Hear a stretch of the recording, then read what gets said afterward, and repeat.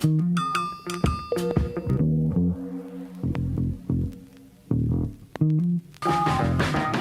spent my whole damn life in the city.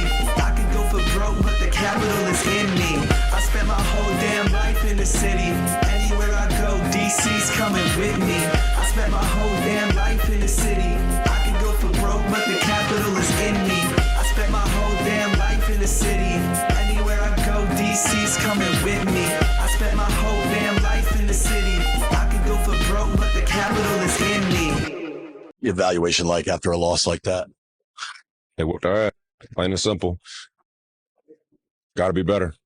Anything they did that surprised you guys early on? No, I want to say so. I think it's just a lack of focus on our part, a lack of attention to detail, not starting fast, and creating holes that are too big for us to overcome in the second half. Does it get frustrating when that? Yes, it does. I'm fucking tired of this shit. I'm tired of this. It's been 7 years of the same shit. Tired of this shit. What can you do now going forward to get it turned around? Get our minds right and get ready to play Philadelphia. Welcome to Dish Divided, a DC Sports podcast, more specifically a Commanders podcast. This is KDot rolling solo on anything but a fucking victory Monday.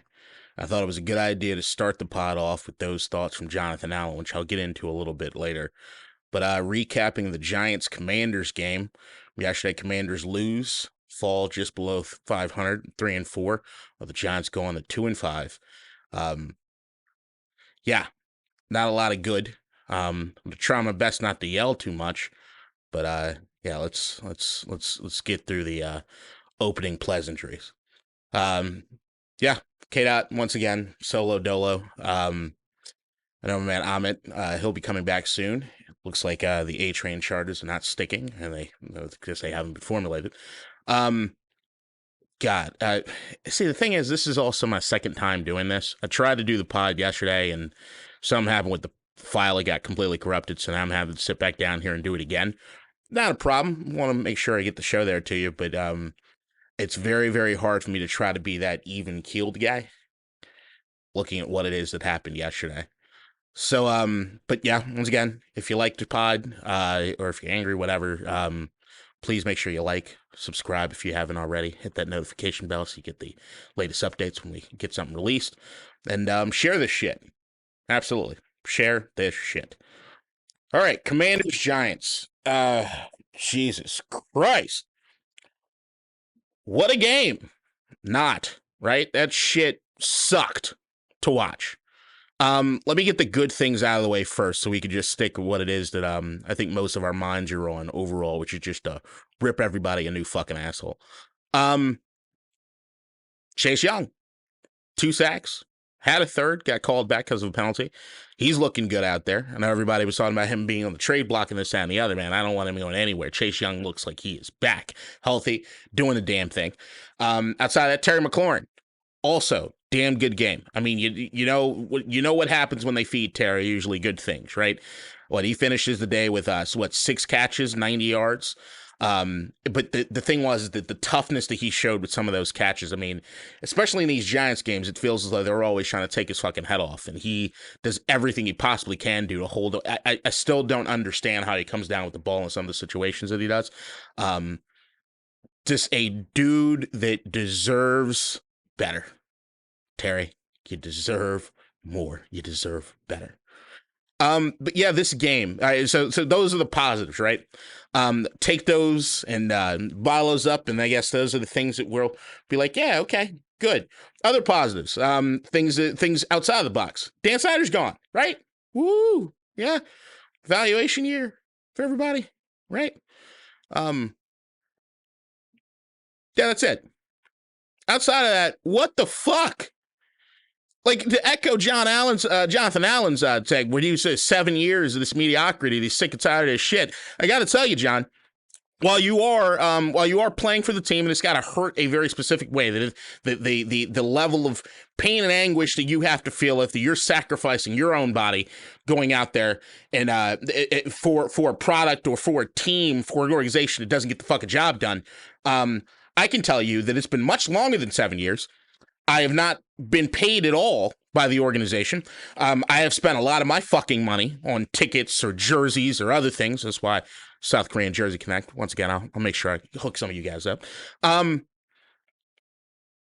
Yeah, I'm 34 fucking years old. I don't remember the first Super Bowl or the 91 Super Bowl. I don't remember that shit. All I can think of when I think about this goddamn team is how we've either been a fucking laughing stock or a goddamn speed bump for everybody else to get their shit right. Right? Well, we had the Atlanta Falcons. No, hold on. Before the Atlanta Falcons, we had the fucking Chicago Bears. The Bears, what looked like the worst organization in all of fucking sports, basically. Laughing stock of everybody. Then they have their get-right game on fucking national TV against us, right? We squeaked by the Atlanta Falcons, and now we got the New York Giants. And this stretch of these 3 games you need to fucking win in order to put together something as far as this fucking season goes, right? And what do? 14-7. Offense can't get a goddamn thing done. Defense did, for the most part, a pretty good job, although they did let some of these drives go with Saquon Barkley and everything kind of drive down the field methodically, which is bullshit. You had Tyrod Taylor out there. This offense of the New York hasn't scored a touchdown in over a month before they got to us, right? Over a fucking month. 2 touchdowns. For vaunted D, right? All the first round fucking talent, all the Alabama guys, right? Like I see the fucking Philadelphia Eagles, they love showing off their fucking Alabama guys, and they get the job done. We ain't got shit to show for it, right? Ain't got a goddamn thing to show for it. You let Tyrod Taylor and these fucking Giants score 14 on you. Now, I know in the preview episode, I told everybody, you can't overlook the goddamn Giants, right? You can't overlook them.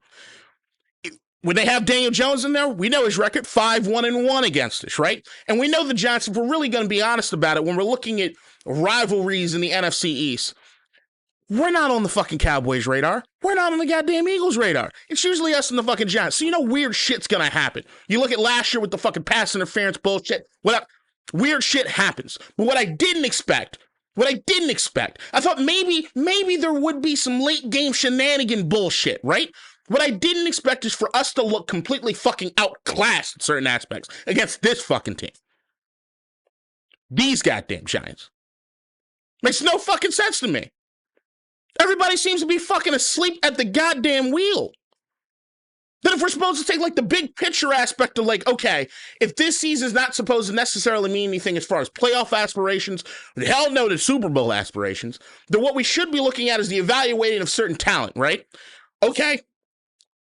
What are we evaluating, really?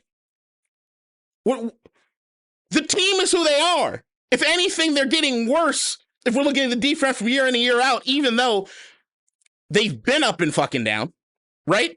Like, you have, if you look at the defense and when they finish top 5 or top 10 under the Jack Del Rio fucking era, you start looking at the quarterbacks and shit that they play, they're usually backups, or they got an easy fucking schedule, or this, that, and the other, right? Then you got... Sorry, trying to composing myself. I gotta woosah, right? Woosah.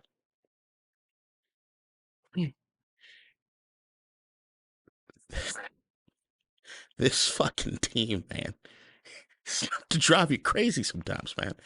But we're talking about evaluating, right? No one's looking really good except for the guys that we already know are slam dunk players. And even if they're slam dunk players, it's not really attributing to anything that's creating any sort of success. There's not really any reason it looks like at the end of the season to keep fucking anybody. And the one thing that you would think is, all right, Sam Howell, right? All right, for Sam Howell, this is going to be a year, his first year for his rookie. You know there's going to be growing pains, this, that, and the other, and at least we'll evaluate him, and we'll know whether or not we have our quarterback for the future, for whoever the next head coach will be, because it sure as hell ain't going to be Ron Rivera fucking next year. But what about Sam?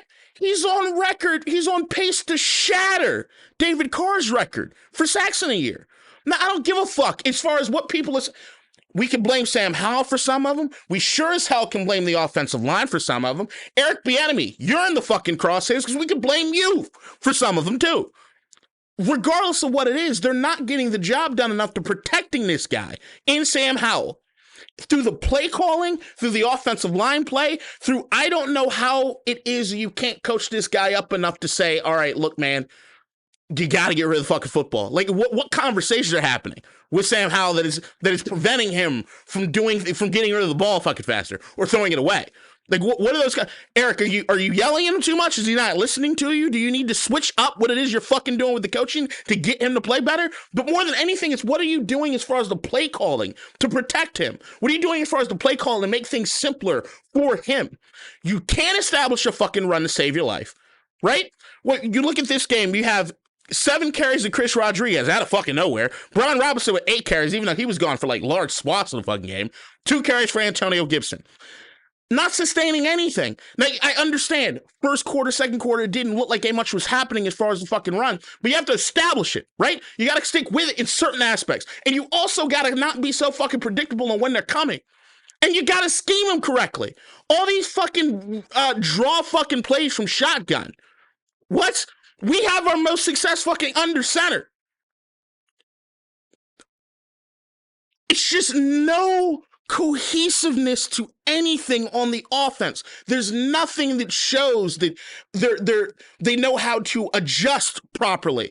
Or, okay, we're getting a lot of pressure. Let's try some screen passes. No, the first screen doesn't fucking happen until the third quarter. Then it gets batted down and they stop going to it. You got guys that can make plays from there.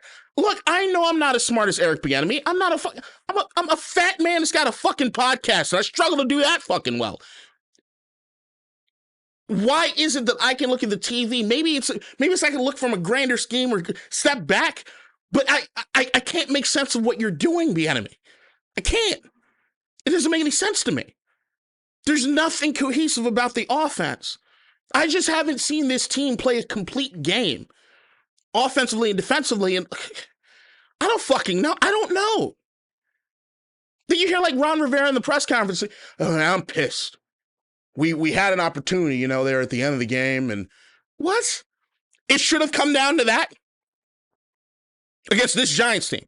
It should have come down to that to hopefully get in a position to tie things up at the end or go for 2, which you wouldn't have fucking got." How the fuck do you expect this team to go for 2 when you have this many shots in the goddamn red zone and you can't pick up even the first down, which didn't look like they were trying to do? You had a first down you could pick up, bunch of time on the fucking clock to give you more opportunities of shots in the end zone and just look disjointed as fuck. Jahan Dotson, I know with the goddamn drop, even though it was a tough catch, you got to make those fucking plays. I don't know what's happening, which it just feels like some of these guys are just regressing. I'm never going to say that I missed the Scott Turner fucking era, but at least at some points, I don't know if it was the Taylor Heineke aspect or something, but they played harder. But you're talking about an offense that at one point going into like the third quarter, we had more punts than pass completions. Say it again. More punts than pass completions against a Giants defense that going into this game was known as woefully inadequate.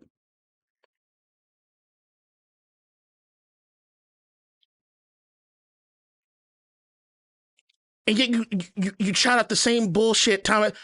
There's a level of, when I look at this coaching staff, there's a level of like, what's the word I would look for? There's a certain aspect with this coaching staff that makes me think that they think they're doing a good job. They're like, if we just continue doing the things that we're doing, things are going to change. Or maybe the players will play just a little bit harder. Things are going to change. We're just going to keep at it. We're just going to keep going down this road. No.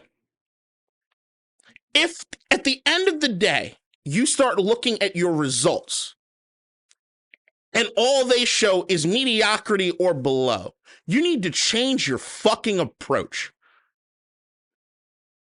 They say the definition of insanity is doing the same thing over and over and over again.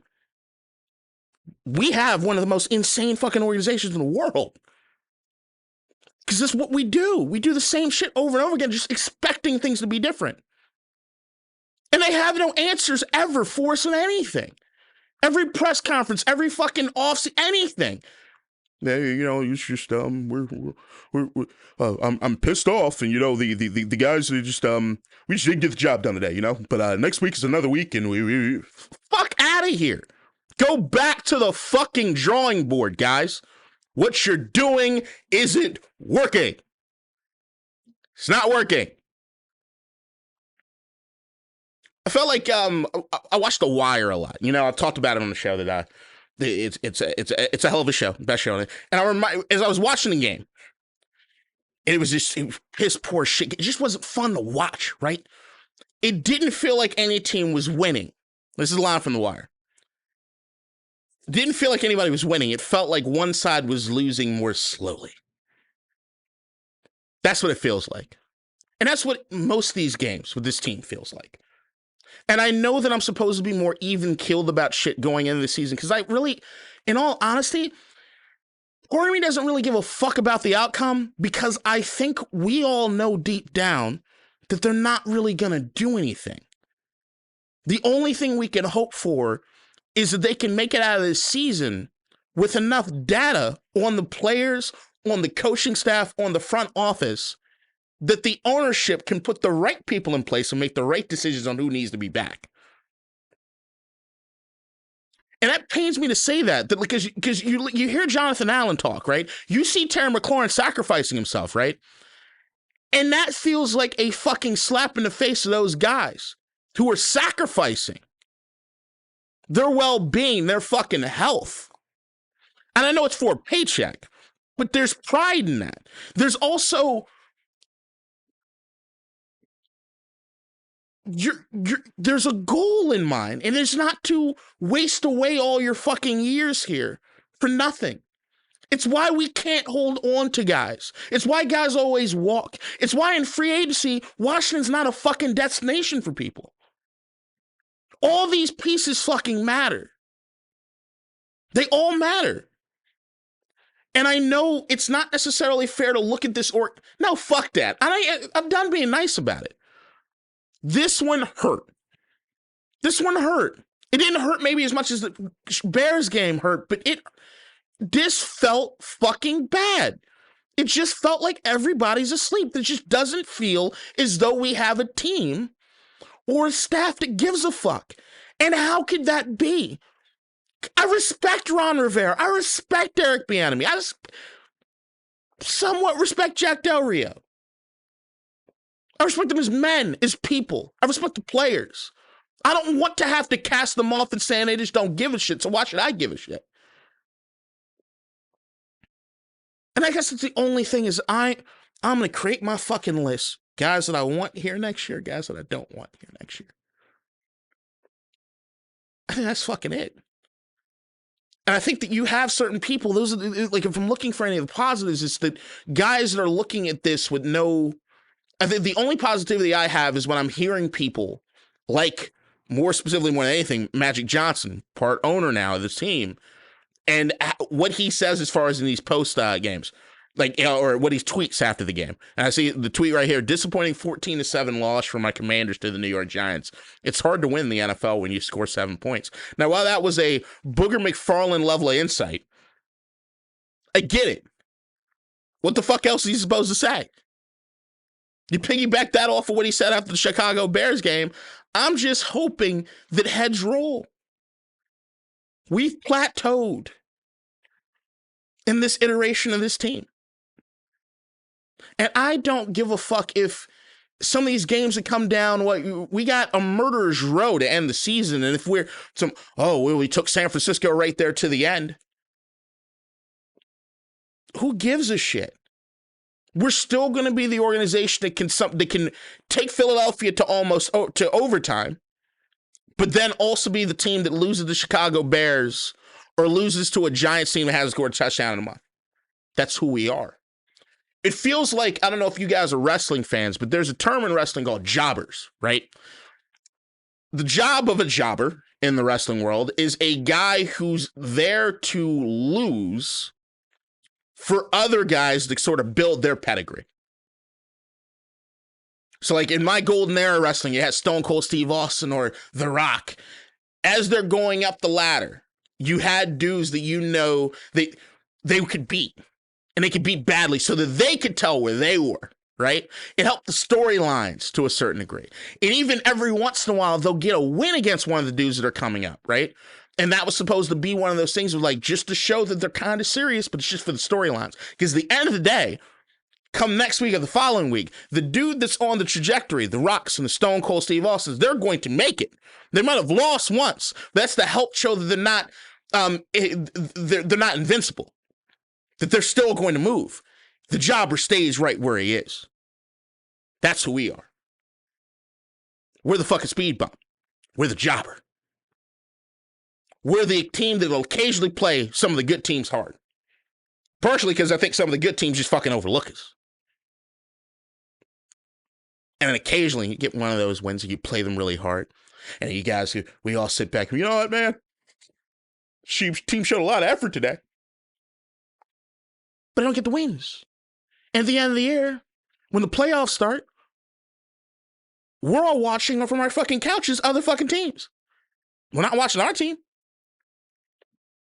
And even when they squeak by and win a division with a losing record, or a subpar record, I would say, we all know they're getting bounced immediately.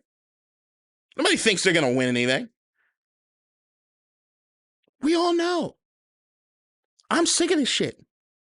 I'm tired. I'm tired of this shit. And I can just hope, because this season to me is a lost fucking cause unless something changes dramatically. I can't look at Sam Howell as the quarterback for the future because I don't think he'll be alive to be the quarterback for the fucking future. It's universal. You get sacked that much, you get fucking shell-shocked. And you can see it in that game.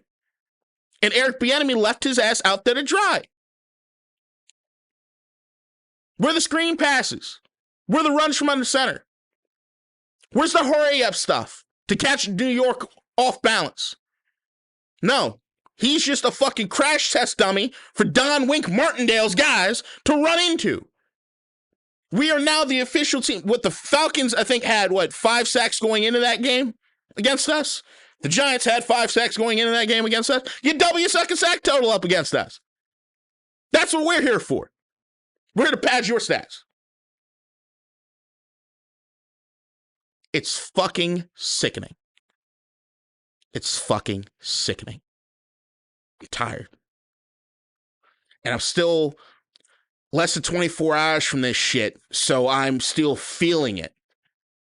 The apathy I want to set in. I look forward to the apathy that I know is coming. But right now, I am so angry at the mediocrity that seems to be accepted by a large swath of this organization. It makes me angry that you have guys like Jonathan Allen get that upset after fucking games. It makes me angry that Chase Young and Terry McLaurin bawling their fucking asses off, doing everything they possibly can do, and it's all for naught. It makes me angry.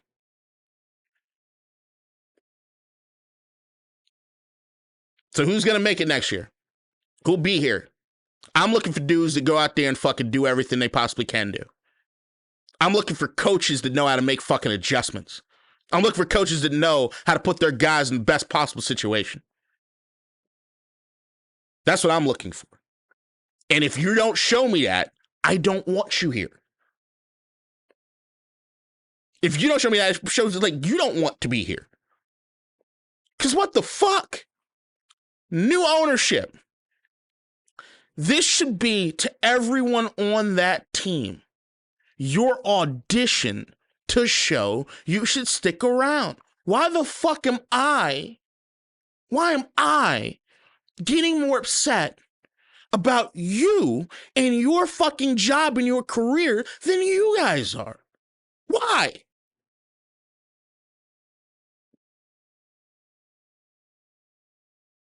It's either that you don't give a fuck or there's just a level of incompetence. Might be both, but it's one or the other. At least. Burn this fucking game. I want this memory of this fucking game to go away. Jesus, titty fucking Christ, man. Just ugly shit. Fucking penalties from the offensive line. Charles Leno, I love you, buddy. I think you're a quality person. I love the social media your wife does. I love everything you guys do for the community. It's fucking awesome.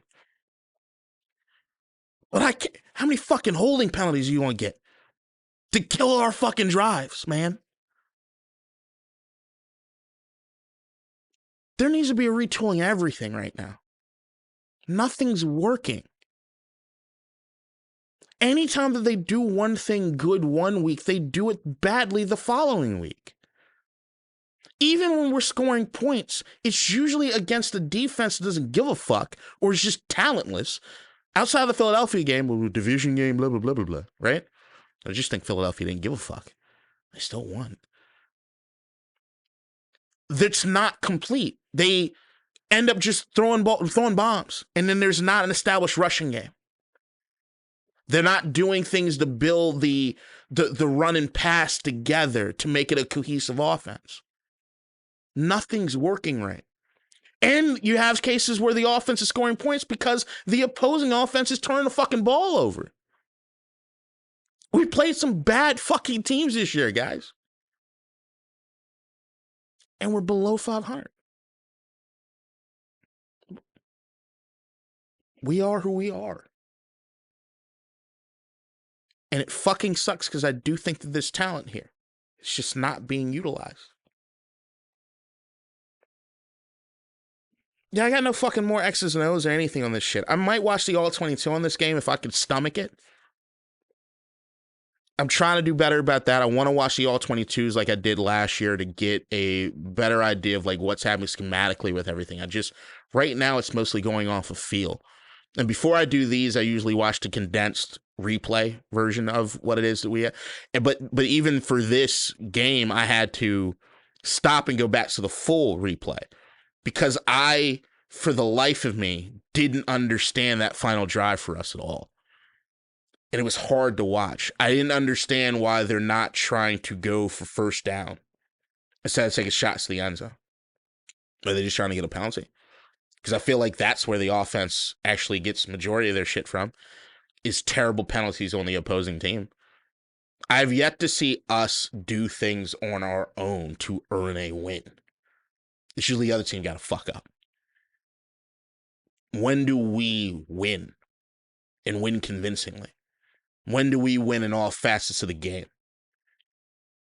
Another shout out, Jamison Crowder. Shit, you playing hard, man. 30-something-year-old dude returning fucking punts. Or I think he is 30. Even though it feels like he's much older because it feels like forever ago since he's been here. That ain't been that fucking long. This thing here, time moves in such a weird fucking way being a fan of this goddamn team. I'm just over it, guys. Fucking over it. I'm really hoping the apathy sets sucking over me. Because I ain't going to live much long. I ain't going to live much long. This team might be killing me. I remember when I worked at Geico. Or, sorry, I shouldn't say the name. When I worked for that big insurance company. I already said the name, so what the fuck does it matter? I told you guys I've quit jobs because they required me to work on Sundays. Found other ones. I'm watching my fucking Skins play. And when the job was too good and I was getting married, I said I need to sacrifice for my family. I said I'm gonna stop. I'm gonna have to go into work on Sundays. And I tell you right now, I felt healthier than I ever had. I stopped smoking. Spent Sundays at work. Every once in a while, I get a text alert from a fantasy team or get a text alert about what's happening in the game. I tried to always go home and then watch the game, but always by the time I got home, I knew what the outcome was and allowed me to digest it just a bit better. This team's fucking hard, man, because I think the hardest part about it is that you sacrifice your mental well-being or you sacrifice your happiness for something that's not going to count, for something that at the end of the day doesn't even fucking matter. We all watch this game and support this team because we love the players, we love the history, we love our hometown. But we all do it because we want to be the ones one day to be there at the parade. I watch other teams have that happen and I wreathe with jealousy. I want to see that. And I think that there's a part of us that thinks because we're fans of this particular team and all the pain and the heartache that we've seen and we've experienced being a fan of them, that when it comes, it'll be, pause, that if we were to win a Super Bowl, and that parade, it's going to be that much sweeter because of all the pain and the anguish that we've gone through to that point. And I gotta say, it's fucking overrated, man. I feel like unless things were to dramatically change for this team and this organization, I'm going to be the guy who goes viral one day, hopefully way out in the future, for writing that obituary that talks about how I really did wish that I could watch my Commanders win a Super Bowl, but it didn't happen. I don't want to be that. That's a sad fucking existence, but it happens. There's no reason for this team with the talent that has come through here to be this bad year in and year out. For us to know what the plateau of outcomes are before they even suit up. We all kind of know it, right? We sell ourselves on hope. It's the reason I predicted the Giants win. I told you guys that I was going to do my best not to base a prediction off of hope. But it's hard not to at times. It's hard because to be a fan of this team, to root for them week in and week out. Yes, there's a amount of love that you give for the players that you know don those jerseys and sacrifice their bodies and do so much for the community that I'm supporting. And that's good. That's a good thing. But I think the majority of it is that I'm fucking crazy. We're all collectively a little fucking insane. We could be Cardinals fans. That's an organization that's fucking older than us. They ain't won shit. We're not them. We have a history. We have a pedigree of success. And it's eluded us for so fucking long. We have to get back there. We have to. Gonna go to comment mailbag now. Gonna do this in order of oldest to newest. Tony P. Prayers are for Amit fighting his A-Train demon. Absolutely, Tony. Yeah, if you believe in the power of prayer, please do that for A-Train. I do think he'll be not. Hopefully, A-Train is being left by the wayside. I got Amit's just back. The Amit that we know, the professional Amit, the Amit that has that waterfront condo, right? Overlooks the fucking wharf and shit. Maybe I shouldn't have done that. Too much information. I want to get any stalkers, but you know, Amit's a good dude. That A-Train character, though, man, too old for that shit. Speak of the fucking devil, Amit himself. Road divisional game, and we're favorites. This team has to prove it's capable of delivering as a favorite, and divisional games are always tricky. Giants 18, Commanders 15. Good job, Amit. You knew it. You knew it. You knew we weren't going to win this one. I think I knew it too. But hope. It's a silly, silly, silly thing sometimes. Fuck! Tony P. Oh, that KDot's favorite Giants running back is commentating today. He was, and he's annoying. Don't like that dude. Tiki fucking Barber. Now, I know that I've talked about why it is that I dislike Tiki Barber. Number one, I thought when he played, he was a damn good player, and I didn't root for him. Like, I don't root for a lot of dudes that play for our division rivals, right? Fuck them. There are certain dudes that after enough time has passed, I can be like, oh, I can admit I always kind of appreciated watching him play. So like Tony Romo. I liked Tony Romo. But I was never going to admit that when he fucking was wearing the uniform, right? Michael Strahan, always kind of had an appreciation for him. I love what he's doing as far as the talk shows and all the other kind of shit. It's just awesome. He went to fucking space last year. That's fucking dope. Other players like Brian Dawkins for the Eagles. Fucking hated him and that stupid goddamn visor when he was playing us, right? But afterwards, you can admit, yeah, that motherfucker was pretty legit to play. I wish he was on my team. I think that's the big thing. I wish he played for us. That's the most you can get from me as far as one of those division rival guys, right? And there have been not a lot, but a few of those other guys have kind of gone through. But at one of the top of the list of a guy that I didn't want on my team was Tiki. Just didn't fuck with him. And I think the thing is that I look at Tiki and I just think that he's just a I know people change. I know I've done things in my life that I'm not entirely proud of, but I will tell you, if you want to know more about Tiki Barber, who he is and who his character is, what his character is, just go to Wikipedia, type in Tiki Barber, and go look through that personal section.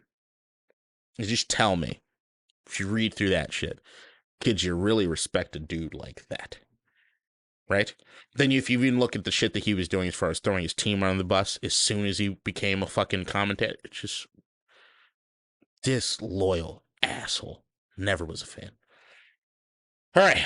That's it as far as the comments on the mailbag. I know this episode is going to go up late. Once again, this is my second time doing it. I actually think I was more fiery on this side than the other one. I was high as shit in the other one. Maybe I shouldn't admit that, but I was high as fuck. I just had to, regulate myself. Should I do it after the pod? All right, whatever. Let's do this. Thanks for watching Dish Divided, a DC sports podcast, more specifically a Commanders podcast. I think next episode, maybe our guy will be back, but we'll see. Hopefully you've been enjoying these solo pods. I know they've been a little bit different than what you're used to, but hopefully I've been doing an okay job. And yeah, I guess, right. Comment, like, hit that notification button next to subscribe if you haven't already, and share that shit. And after the pod starts now, I don't have anything. I'm going to go see Flowers of the Killer Moon probably tomorrow. Killers of the Flower Moon. I keep fucking getting that. Flowers of the Killer Moon. It makes no sense. I mean, Killers of the Flower Moon doesn't really make sense either. I don't know what the fuck a flower moon is. Yeah, I'll watch that, and I'll have some thoughts, I guess, on that after when it's all said and done. But yeah, fuck it. I don't really have anything for you here, man. It's just I got my emotions to check when it comes to this fucking team. I think I've done a pretty good job all season, but I think that Giants game broke me. I think it broke me more than anything because of how lack of entertaining it was. Like, at least make it entertaining. Make it fun. Give me a loss that I can laugh about. Or have people call me and laugh about. Not, dude, did you guys play today? I didn't see you on Red Zone, like, at all. Yeah, that's what that one was. Yeah, I'm out of this bitch. Everybody take it easy. I'll see you next time. Bye. Peace. In DC, we're just hoping that you listen.